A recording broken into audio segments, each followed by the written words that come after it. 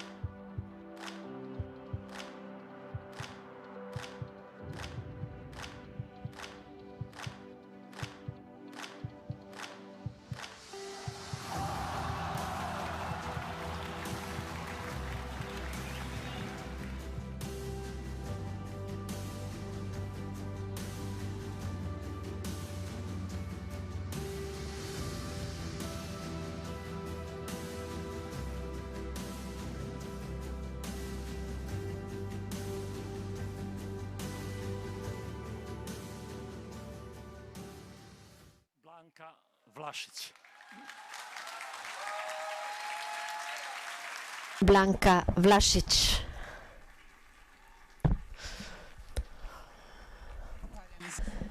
Loué soit Jésus et Marie. On entend bien? Voilà. Je remercie Fra Antonio de m'avoir invité de cette confiance. Même si après ces catéchèses, je ressens que je n'ai plus rien à dire. Il dit tellement de grandes choses. Mais voilà, je suis là pour partager mon histoire.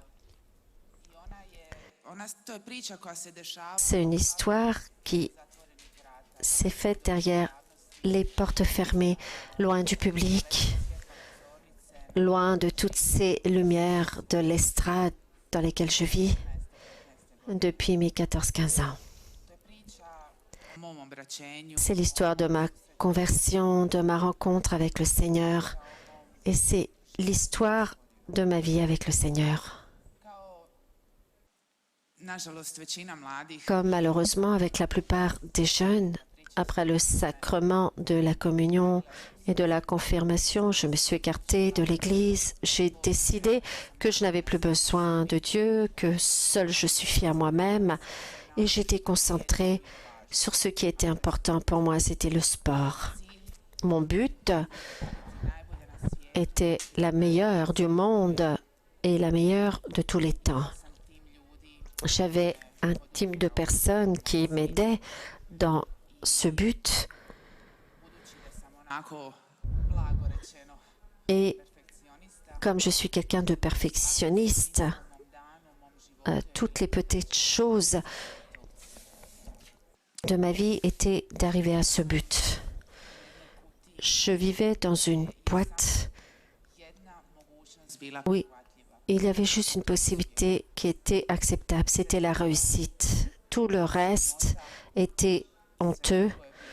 Tout autre était valable de larmes. Rien ne pouvait me rendre la joie comme une petite ouverture. Je me donnais beaucoup de buts, de grands buts, même pour mon quotidien. Être un sportif de haut niveau, cela veut dire tous les jours faire souffrir son corps physiquement, mentalement, jusqu'aux arrière-frontières et encore par la suite. Poussé au bout, et mon corps soutenait ce régime quelques années. Dans ces années, j'ai réussi. Je suis devenue reconnue mondialement. J'ai eu des médailles olympiques. Le deuxième saut de tous les temps meilleur, mais entre autres, le cœur comme s'il avait besoin de toujours plus. Plus j'étais proche du but, plus mon but était loin. Toujours, je devais aller de l'avant. Et ma satisfaction durait toujours là où je descendais après ce saut, ces secondes de joie, d'applaudissements, et après, à nouveau, le deuxième saut. Quand la compétition s'arrêtera, il fallait penser à l'autre. Mais tout de l'extérieur avait l'air idéal, car j'étais toujours inquiète. Il fallait gagner cette Blanca d'avant. Il fallait aller au-dessus, toujours plus. Toujours une nouvelle tentation qui ne me donnait pas la paix. Et je dis, cela allait. J'allais. Je gagnais. De l'extérieur, j'avais tout ce que un jeune homme et une jeune fille désiraient. La gloire,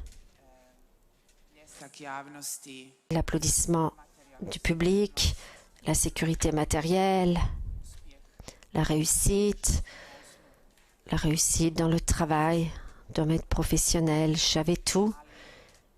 Mais maintenant, de cette perspective, je peux dire avec sûreté que cela n'est pas tout. Car si cela avait été tout, à ce moment-là, j'aurais été remplie. Mais maintenant, quand je suis loin de ces lumières, quand je suis blessée, quand je n'ai pas, comme dit le chant, il n'y a personne pour applaudir. Maintenant, je me sens plus sur terre, plus sûre, plus satisfaite, même si je désire encore faire des sauts qui n'a pas laissé encore mes rêves. Il y a un sens dans ma vie. Maintenant, il y a quelqu'un pour lequel je ne peux pas aller dans mon chemin en arrière. Après la confirmation, il y a cette carrière sportive, à aller de l'avant et tout allait bien.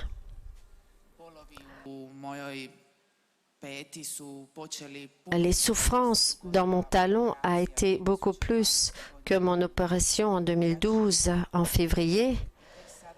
Et c'est quand je remets rétrospectivement mon film à l'arrière, comment j'allais contre ces souffrances. Est-ce que j'ai de la fièvre? Est-ce que j'ai mal au talon? Mais j'allais, je forçais. Cela n'était pas important. Tout était mis de côté. Bien sûr, normalement, le corps ne va pas permettre que je le maltraite tout le temps. Et un corps dit, ça suffit. Ça suffit, ne me fais plus cela. Et ainsi, mon talon a dit stop. Et j'ai fini dans l'année olympique 2012, au début de l'année. Cela ne m'inquiétait pas beaucoup car les médecins m'ont dit que j'allais avoir beaucoup de temps pour guérir pour les Jeux olympiques. Mais après l'opération, il y a eu des complications. J'ai eu une infection. La guérison n'a pas été comme moi j'avais planifié. Ce qui m'a... je regardais les Jeux olympiques à la maison avec grande tristesse. Je pleurais parce que je n'étais pas présente là-bas à ce moment-là. Ces jours, je ne pouvais pas m'entraîner. Je faisais du training avec ma jambe en bonne santé et j'allais faire du training et le retour. Mais le temps passait. C'était pas meilleur pour moi. Et il n'y avait pas de lumière au loin. Je ne pouvais pas courir. J'avais mal. Et j'étais de plus en plus affectée. Et à la fin de l'année 2012, j'ai eu un ami qui m'envoie un SMS. J'ai allumé un cierge devant la statue de Saint-Antoine à Pollio. C'est une petite église et monastère de l'endroit où moi je fais de l'entraînement. Et j'ai pensé, moi, je ne sais pas, peut-être que moi aussi je pourrais aller voir Saint-Antoine tous les jours et le prier qu'il m'aide. Je ne sais pas comment j'ai pensé à cela. J'étais tellement ce contrôle, quand je ne pouvais pas faire quelque chose, pour moi il fallait que je fasse. Et j'allais un certain temps à Saint-Antoine, je ne savais pas quoi lui dire. Je suis restée devant lui Je n'ai pas été à la messe, à l'église, je suis restée. Je savais que j'avais besoin d'un miracle. Et je ne pouvais même pas dire cela verbalement, lui demander, mais je savais que j'avais besoin de quelque chose. Et que cela ne viendra pas des hommes, de l'individu. J'étais encore loin de la conversion, mais c'était ces petits mouvements de mon âme qui étaient tellement étouffés par toutes ces choses du monde. Quand vous êtes sous l'eau et que vous vous battez pour un souffle, et voilà, mon âme combattait. Voilà, tous ces petits signes qui me menaient à ma conversion. Un exemple, quand j'allais au Portugal, par un docteur mondial, je voyageais en avion toute seule et je me souviens, j'ai pris une Bible et je commençais à lire la Bible. Voilà, du début, pas du tout de façon méditative, mais je l'ai prise cette Bible. Pour moi, c'était un signe. Pourquoi d'un seul coup j'ai pris la Bible? Cela veut dire que je cherchais une sécurité. Avant, je cherchais cela tout autour et je n'ai pas trouvé. Et chacun en nous, nous avons cet appel de notre cœur, de notre âme. C'est la voix qui nous appelle à la maison. Et malheureusement, nous entendons cette voix quand nous sommes les plus pauvres, quand nous sommes sous le fardeau de nos croix. Au début de l'année 2013, j'ai commencé à mal dormir. Je suis devenue dépressive. Cela faisait souffrir ma santé et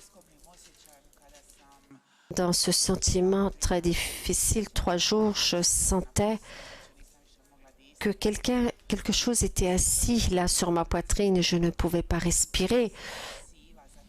J'étais enfermée en moi, j'étais gris, je ne sortais pas, j'allais au training, je revenais et mes journées passaient en attente. Quand est-ce que je vais retourner faire des sauts? Car là-bas, j'ai vécu mes meilleurs sentiments et je voulais encore aller là-bas.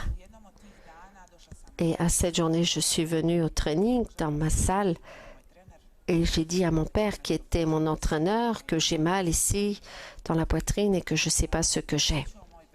Mon frère a entendu tout cela, qui faisait de l'entraînement aussi dans la salle.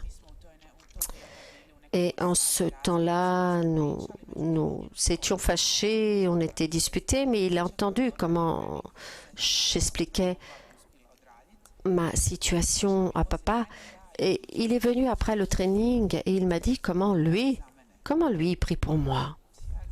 Et moi, je le regarde et je lui dis, mais aucune relation avec Marine qui je priais avec lui. Moi, je ne savais même pas pour sa conversion. Je ne sais pas qu'est-ce qui s'est passé dans sa vie à cette période quand nous ne parlions pas. Lui, il a déjà vécu sa conversion.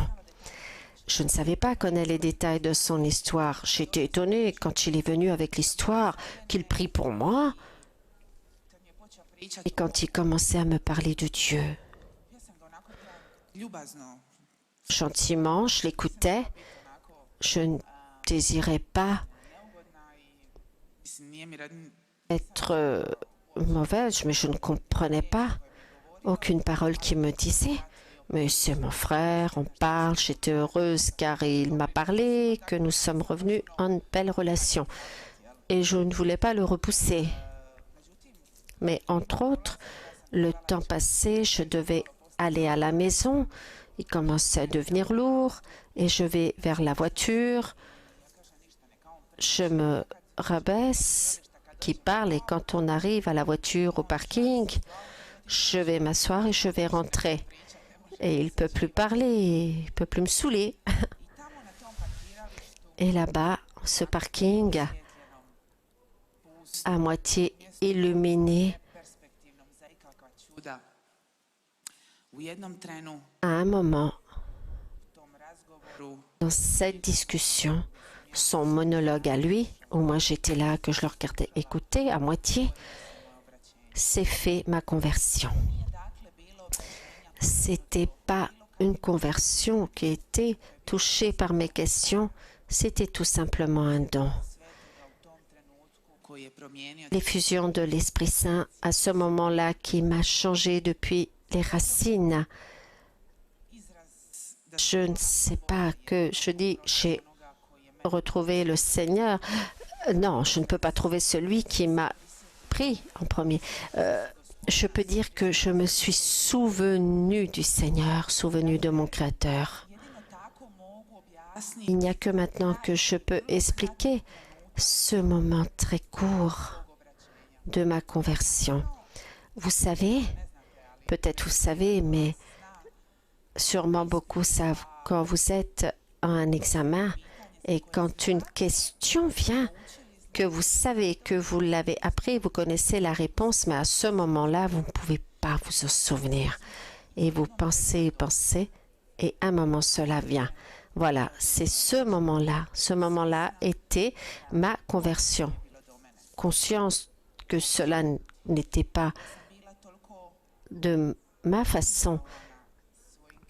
J'étais tellement abattue par mes douleurs et mes croix et toutes ces souffrances que le Seigneur a montré sa miséricorde comme le Samaritain miséricordieux de l'homme de l'Évangile. Et à partir de ce moment-là, ma vie n'est plus la même. Ma conversion était boum. Moi et mon frère, vous savez comment c'est, les nouveaux convertis, on ne peut pas se taire, on voulait tout convertir tout de suite, maintenant. Que tout le monde comprend que nous sommes heureux. Mais oh là là, de retrait spirituel en retrait spirituel, voilà, vas-y, pris ceci, pris cela. Ne pas dormir, ne pas se nourrir. C'était le training sur training. Entraînement. Et après ces premiers jours où je pleurais, j'ai pleuré ma vie passée, de joie, de tristesse, de mélancolie, je ne sais pas. Les larmes venaient. C'est ce processus de purification et j'ai été me confesser de toute la vie qui a duré pendant 1 heure, 1h30. Et après cela, je suis partie à la Sainte Messe et c'était ma première Sainte Messe après tant d'années et je me souviens quand j'ai reçu Jésus, je me souviens comme si je volais. Et je dis, cette période de cette excitation de tomber amoureuse a duré un certain temps. Mais petit à petit, je venais au port plus calme et j'apprenais ce que cela veut dire vivre avec le Christ tous les jours. Je suis revenue encore au saut, j'ai reçu encore certaines médailles. Après, j'ai eu des souffrances, mais sur l'autre jambe. Et en 2016, j'ai encore fini à l'opération, encore l'année olympique. Et au début de l'année, et encore, tu vas être prête pour les nouveaux Jeux olympiques. C'est incroyable comment le Seigneur nous mène dans les mêmes situations, comment nous montrer la même situation, mais moi différente. Cette fois-ci, j'avais le chapelet à la main quand j'étais à l'opération. Je priais. Et j'ai permis au Seigneur de partager ces moments difficiles dans ma vie. Bien sûr que j'espérais, que je voulais revenir. C'est encore mon rêve. Mais j'ai compris que vivre dans l'avenir n'est pas la vie. C'est ce que j'ai maintenant. À ce moment-là, je peux être avec lui. Demain, on ne sait pas quoi. Mais le passé est passé. On l'a vécu. On apprend du passé, mais on ne peut pas le vivre à nouveau. C'est impossible.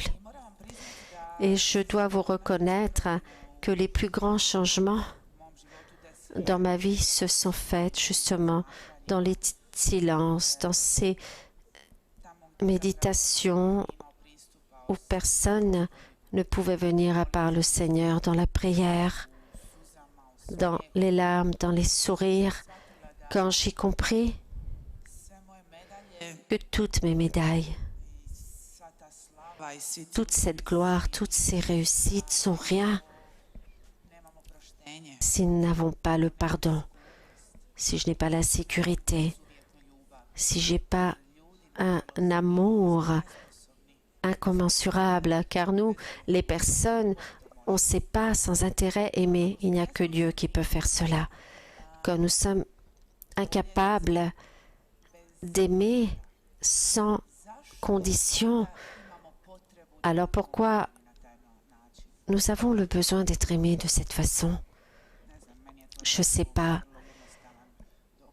Cela est une preuve simple que Dieu existe. Une partie, ce besoin en moi existait, mais personne n'a pu remplir cela. Et pourquoi cela? Qu'est-ce que ça voudrait me dire de sauter de 15e, de 15, si j'ai pas cela, si j'ai pas cette connaissance, qui je suis, d'où je viens et où je vais? Et cela, c'est Dieu qui le donne. Le Seigneur a la question à toutes nos questions, a la réponse à toutes les questions, car la vie n'est pas seulement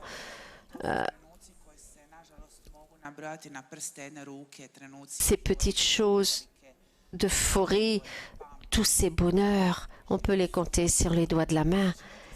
La vie est tous les jours. La vie, c'est les problèmes dans nos familles, avec nos proches, avec la santé, les questions de notre avenir. Qu'est-ce qui va se passer avec moi? Quelle vie choisir? Le chemin? Quelle école inscrire? Tout cela, ce sont des inquiétudes. Mais Dieu désire être avec nous à ces moments-là. Il désire nous consacrer, nous sanctifier à ces moments-là. Je ne comprenais pas. Moi, je pensais, juste si tu es là, là-haut, tu peux te dire bravo. Tu mérites qu'on t'aime et tu mérites tout ce que tu as. Tout ce qui est en dessous, cela n'a aucune valeur. Bien sûr, c'est une mission impossible, une pensée. Moi, j'ai de la valeur.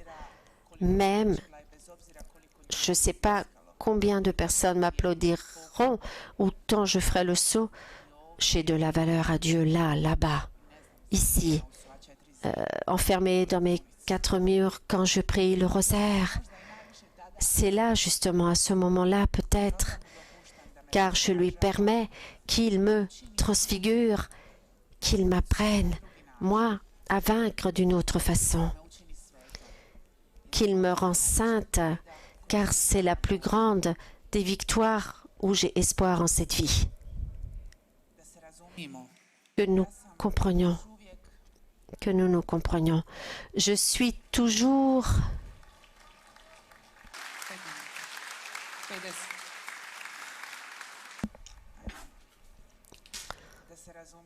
que nous nous comprenions. Comme la majorité de nous, nous venons à la confession avec les mêmes péchés. Oh là là, encore la même chose. Encore tant de choses. Le Seigneur doit réajuster tous mes faux chemins. Même après ma conversion, je pleurais, je disais, mais Seigneur, pourquoi je n'ai pas encore guéri? Guéris-moi, je t'en supplie. J'ai prié 40 jours, je faisais des pèlerinages, mais pourquoi? Mais ce pourquoi, et il n'est pas important aujourd'hui. Pourquoi? Car lui sait pourquoi. Il est important, car moi, j'ai confiance que lui sait pourquoi et que c'est lui qui va me mener. Et c'est lui qui me mène toujours au meilleur que ce qui a été. Je désire vous raconter et terminer qu'est-ce qui s'est passé à Rio après cette opération en 2016. Encore, les docteurs se sont trompés, je n'ai pas guéri. C'était au mois d'août, une jambe partiellement. Je ne faisais pas de saut, mais je voulais aller à Rio aux Jeux olympiques. Je pensais, tant d'années, je sais tout ça par cœur. Je vais là-bas faire l'expérience. Je n'avais pas l'entraînement. J'ai voulu faire 6 pas au lieu de 10 et je n'ai pas réussi à faire l'exercice. 15 ans, je sautais d'une façon et après, au dernier moment, j'ai changé mon style. Et j'ai fait ça dans la tête, l'entraînement. J'allais là-bas, mais pas du tout prête. À la différence, au Blanca, pendant 5 ans, elle partait pas si tout n'était pas tip-top, la forme, les résultats, à l'entraînement, de façon mentale, que tout soit clair. Je vais à Rio. J'étais paniquée en rentrant dans l'avion. Mais où tu vas? Tu peux pas courir sans souffrir. Mais les Jeux olympiques sont stress même quand tu es au meilleur. Tellement c'est une grande pression. Et moi, j'arrive là, boiteuse. Et je dis, non, je vais avoir une blocade et j'aurai pas mal et je vais essayer, on verra bien. Je vais me débrouiller. Et j'ai eu cette injection de piqûre de blocage. Dans la qualification, c'était OK. Je ne ressentais plus ma jambe de genou en bas, mais je suis rentrée dans les finales, Dieu merci. Et après 2 jours, je vais recevoir encore cette injection et saut par saut. Mais entre autres, 5 minutes avant de rentrer dans le stade, je reçois cette piqûre et la piqûre n'a pas été au plus profond, rentre. J'ai été anesthésiée juste un peu pendant 30 minutes. J'ai ressenti toutes les douleurs. C'est pas quand vous avez mal aux dents, c'est une douleur quand vous avez cette expérience du côté, le talon d'Achille, là, j'avais tellement mal. Je ne pouvais pas enlever ma basket et la remettre. Je devais tout le temps être avec. Je n'avais pas le droit de toucher cet endroit. Je sautais avec l'alarme. Les premières fois de ma vie, j'ai dit à l'entraîneur, je dis moi j'arrête, je ne peux pas. Je me souviens et il m'a dit, non, maintenant, bats-toi, bats-toi. Et entre les sauts, je priais. Seigneur et mon beau pasteur, je n'ai besoin de rien. Je m'encourageais et j'ai réussi à sauter ces 197. C'est une petite hauteur pour les Jeux olympiques. Et avant 10 ans, Rio, en 2008,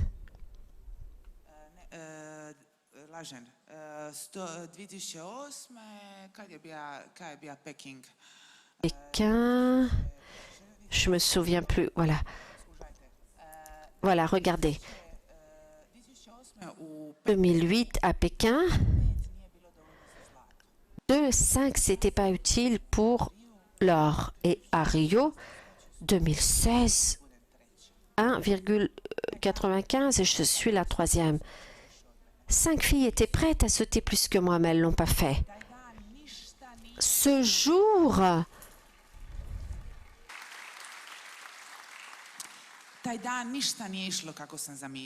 rien n'a été comme je pensais. Tout allait à l'envers. Le Seigneur, parce que moi, je comprends par mon sport, par mes conditions, m'a montré qu'il n'est pas question de moi, que je ne suis pas si importante, que c'est lui qui peut faire avec des petites miettes grand-chose. Moi, ce jour-là, j'étais une petite miette. Et c'est lui qui a réussi à faire de cette petite miette une médaille de bronze. Il m'a montré comment je dois être toujours. Comment il pourrait, lui, tous les jours, de moi, faire un vainqueur. Et ce vainqueur n'est pas un vainqueur pour lequel j'applaudis c'est celui-là. C'est celui qui aide, qui écoute, qui aime l'autre. Tout simplement parce qu'il est beaucoup aimé de Dieu. Merci.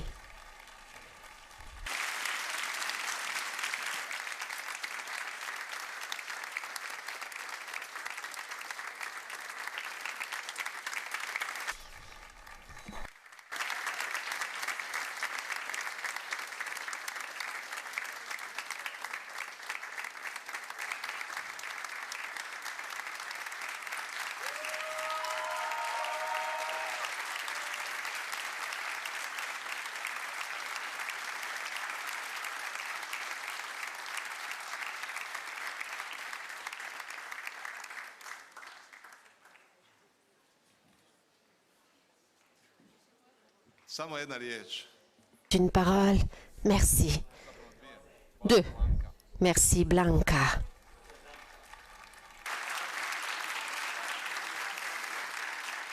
A sada jedna pjesma